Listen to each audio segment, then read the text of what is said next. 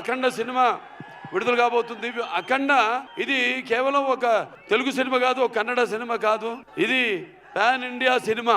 అంటే first certified pan India film, first certified. దీంట్లో ముందుగా మేము అఖండ ఒకటి తీసాము.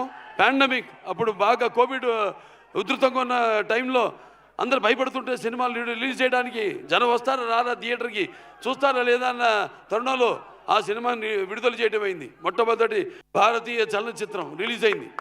ఆ తర్వాత మిగతా సినిమాలన్నీ రిలీజ్ అయినాయి. ఆ సినిమాలో మనం చూపించింది ఏంటి? పిల్లల జోలికి కానీ, ప్రకృతి జోలికి కానీ, ధర్మం జోలికి కానీ వస్తే భగవంతుడు మనుషులోకి ఆవహిస్తాడని. ఈ సినిమాలో మీరు చూడబోతున్నారు ఏంటంటే ముఖ్యంగా సనాతన హైందవ ధర్మం, యువతరానికి ప్రతినిధులు, నవతరానికి నాయకులు, భావితరానికి భారతదేశం మహాశక్తి అయిన యువత మీరందరూ కూడా పెడదారిలో కాకుండా మంచి దారిలో నడవడానికి నా ప్రతి సినిమాలో ఏదో ఒక సందేశం ఉంటుంది.